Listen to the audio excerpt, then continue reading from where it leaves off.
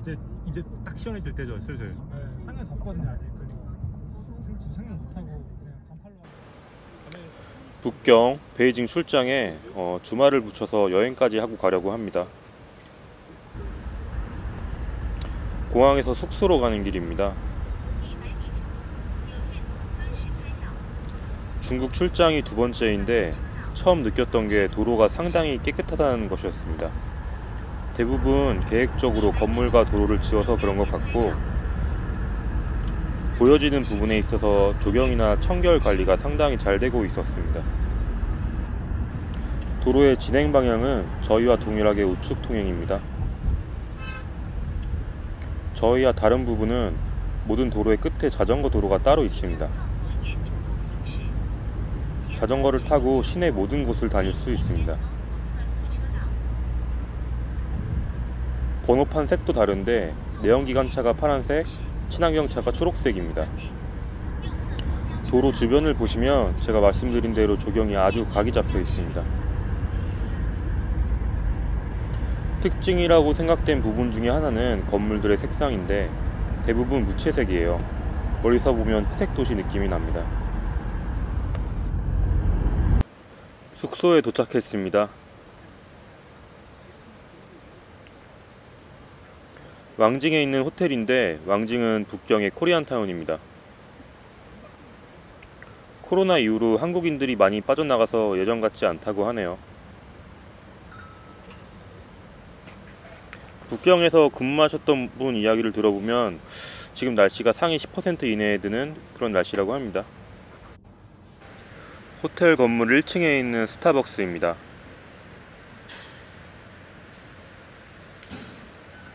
아이러니하게도 중국에는 스타벅스가 항상 어디에나 있습니다. 오늘 그래도 여유있게 나왔어요. 6시? 산리툰입니다. 한국으로 치면은 압구정 같은 곳입니다.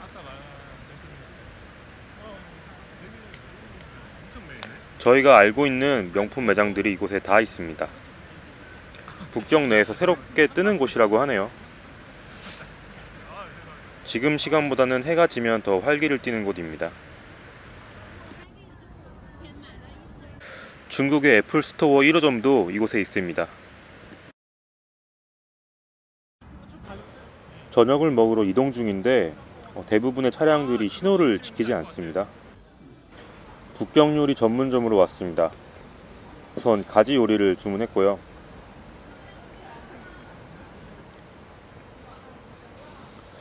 다음으로 조개구이를 시켰는데 이게 진짜 맛있습니다.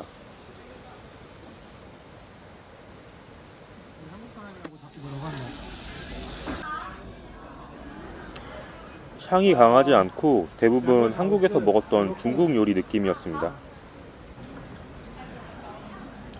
사실 꿔바로우는 좀 기대를 했었는데 한국과 맛이 완전히 똑같았습니다. 제가 드디어 중국에서 꿔바로우를 먹어보네요. 와, 이런 나라에 우리 집에. 숙소로 복귀하는 택시 안입니다.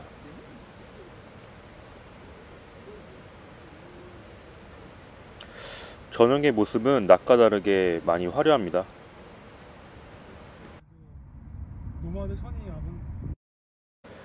2일차입니다.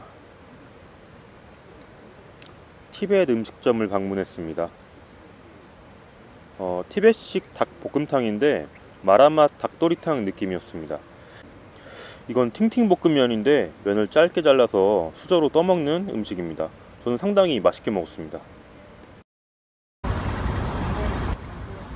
퇴근길입니다. 확실히 회색빛이 지네요. 저녁에 좋은 식당을 가서 8가지가 넘는 메뉴들을 먹었는데 생선 탕수육이 가장 기억에 남네요. 신기했던 건 고급 음식점은 저희가 생각하는 그런 중국 향신료들 맛이 거의 없습니다. 왕징으로 2차를 갔는데 코리안타운답게 와라와라가 있습니다. 이곳은 징하라는 수제 맥주집인데 자신들의 브랜드를 건 맥주도 생산하고 있는 곳입니다. 3일차입니다. 저는 출장 내내 아침마다 숙소 1층에 있는 스타벅스에 갔습니다. 제가 스타벅스 총 3곳을 가봤는데 모두 영어로 주문이 가능했었습니다. 국가 정책으로 영어가 교과 과정에서 빠졌다고 알고 있는데 그래도 영어를 어느 정도 다들 하시더라고요. 4일차입니다. 출장 일정을 모두 마치고 본격적으로 이제 관광을 시작합니다. 첫 번째 방문지는 798 아트존입니다. 제가 좋아하는 셜록 현주님도 이곳에 오셨었더라고요. 우리나라 성수동의 약간 확장판 같은 느낌입니다. 관광객들이 많았습니다. 거리를 걷다 보면 한국말도 종종 들렸어요. 백인들도 가끔 있긴 했는데 미국인들은 아닌 것 같더라고요.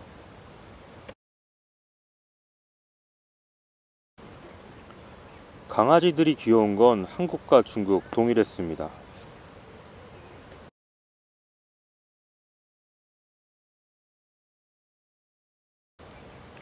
개인적으로 저는 이 아이가 정말 귀여웠어요.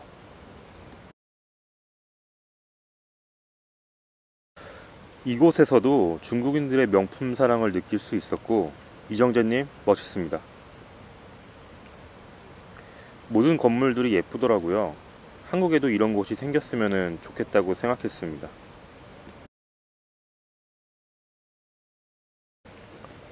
제가 찍은 사진들 잠시 감상하시죠.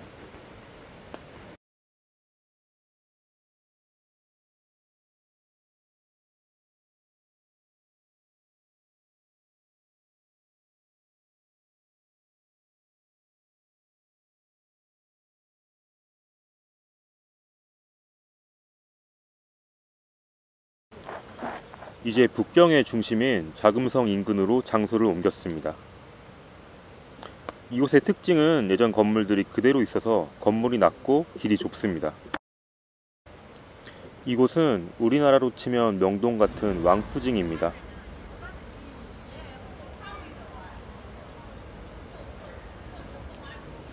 패션 위크가 있었다고 하는데 저는 보지는 못했어요.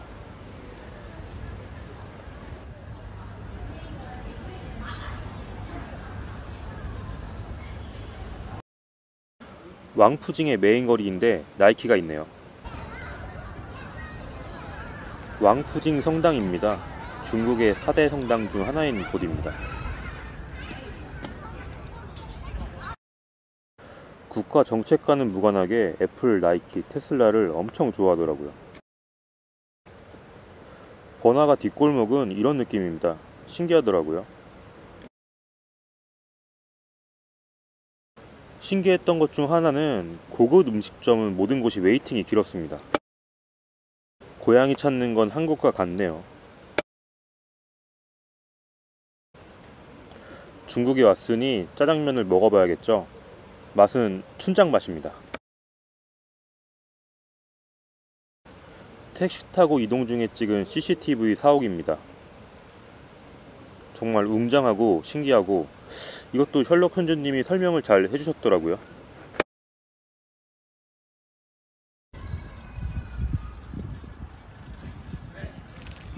(5일차입니다) 자금성 주변으로 관광을 떠납니다.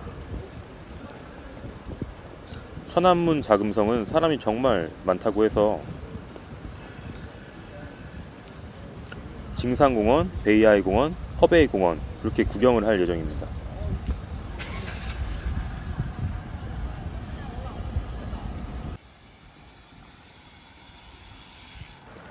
이 길은 자금성 바로 옆에 붙어있는 길인데 매우 한적하네요. 북경은 시내에 들어오면 차가 많이 막힙니다. 그래서 저도 한 5km 정도 거리면 자전거로 이동을 했어요. 어딜 가나 공유 자전거가 있고 한 번 타는데 300원 정도 냅니다. 자전거 좋아하시는 분들에게는 중국 여행 정말 추천합니다. 저도 다음에는 제 자전거를 가지고 여행을 와볼까 해요. 숙소에서 자금성 후문으로 이동하는 중인데 보시는 것처럼 길이 상당히 깨끗합니다. 길을 가다 보면 미아원 분들이 정말 많다는 걸 느낄 수 있어요.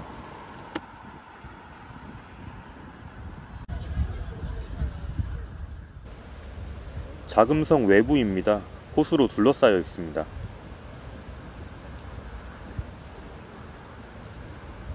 사이즈는 정말 압도적입니다.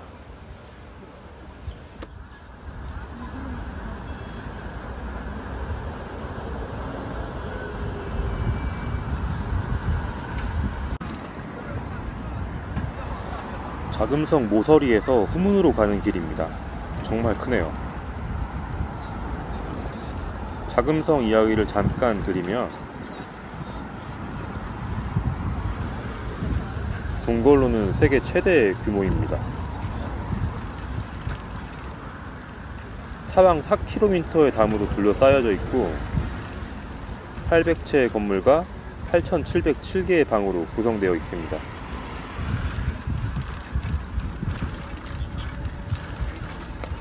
중국의 상징과도 같은 곳이라 그런지 중국인 관광객들이 정말 많았습니다.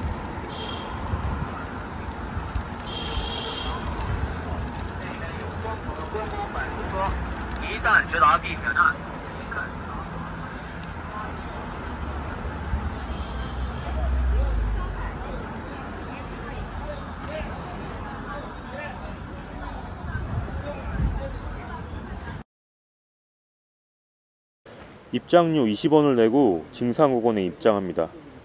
저기 보이는 정상까지 올라가야 합니다.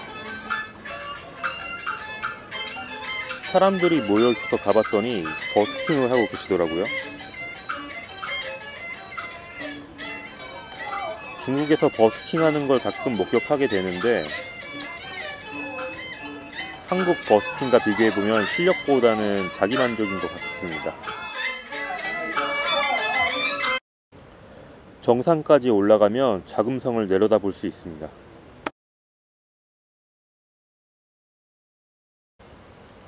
다음 목적지인 베이하이 공원입니다. 입장료는 4,000원 정도입니다. 현존하는 정원 중 가장 오래된 정원으로 800여 년의 역사를 자랑한다고 하네요.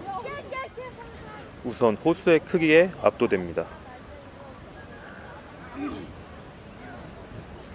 일행과 여행을 온다면 유람선을 꼭 타보고 싶더라고요.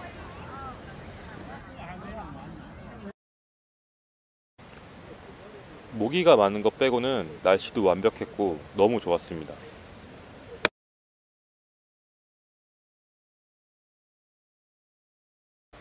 베이하이 북쪽에 붙어있는 허베이로 이동합니다.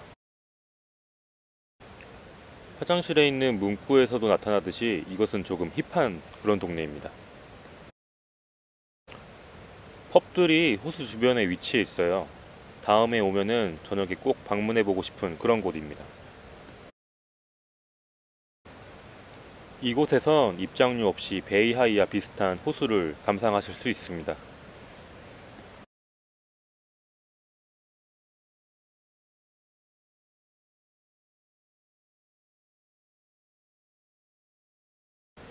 저는 이것으로 공원 관광을 마치고 쇼핑을 위해 다시 왕푸징으로 이동합니다. 애플 스토어 아이폰 15 예약 신청 대기줄인데 엄청나죠. 중국 국가의 정책과 국민들의 정서가 일치하지 않는다는 느낌을 많이 받았습니다. 확실한 건 일본인은 싫어하더라고요. 택시기사님들이 항상 물어봅니다. 일본인이냐고. 마무리는 맥도날드와 디즈니 플러스입니다. 마라 맛이 조금씩 섞여 있어서 저는 맛있게 먹었습니다. 여기까지 과거와 현재가 공존하는 듯한 북경이었습니다. 상해가 참 좋다던데 다음엔 상해를 한번 가보도록 하겠습니다. 북경 여행 끝.